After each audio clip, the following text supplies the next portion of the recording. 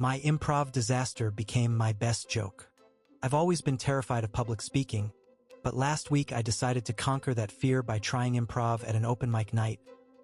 It was less conquering, more being hilariously dismantled. The venue was the Chuckle Bucket, a tiny comedy club downtown. It smelled faintly of stale beer and desperation, which felt oddly fitting for my current state of mind. The stage was small, bathed in a single spotlight that made me feel like an insect pinned under glass. I signed up for the Newbie Night slot, figuring it would be a relatively low-stakes environment. I envisioned myself delivering a witty observation or two, maybe earning a polite chuckle. Reality had other plans. The host, a guy with a perpetually amused expression named Barry, introduced me as our next brave soul, venturing into the unpredictable world of improv. Brave was generous. Terrified felt more accurate. Barry then presented the scene. You are both squirrels arguing over a single acorn in Central Park.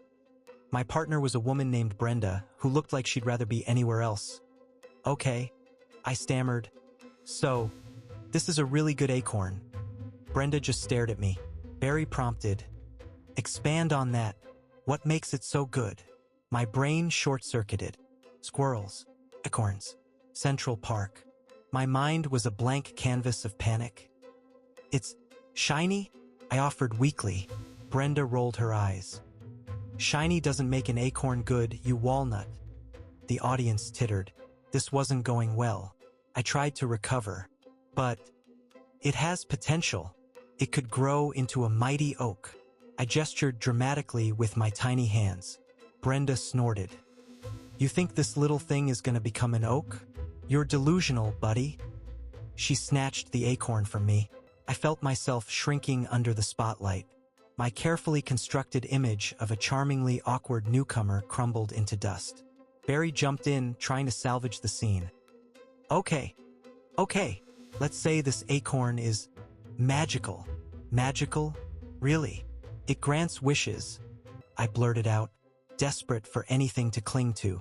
Brenda examined the acorn with mock seriousness. All right, fine. I wish for a lifetime supply of hazelnuts. She popped the acorn into her mouth. The audience erupted in laughter. Even Barry was chuckling. I stood there, dumbfounded. My improv attempt had devolved into utter chaos.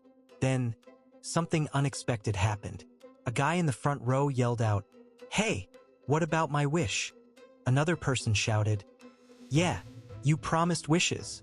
The audience started chanting, "Wishes, wishes."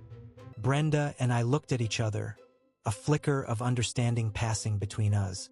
We were still failing spectacularly, but maybe, just maybe, we could turn this into something.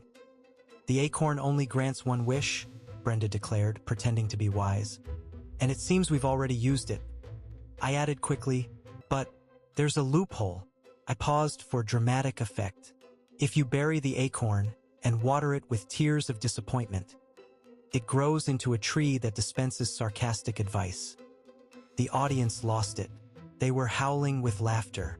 Brenda and I fed off their energy, improvising increasingly absurd scenarios about people seeking guidance from the sarcastic oak tree.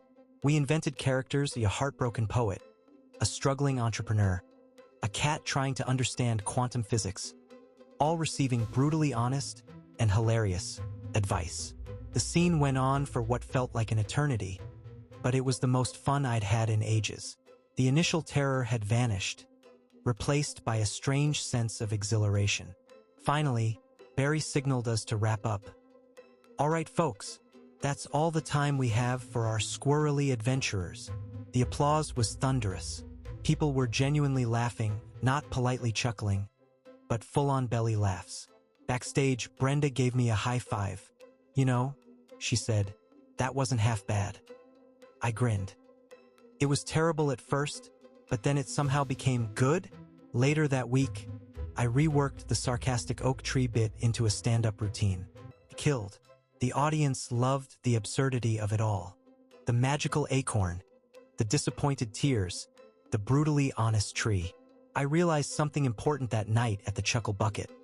Sometimes, the best jokes come from embracing your failures and finding humor in the unexpected chaos.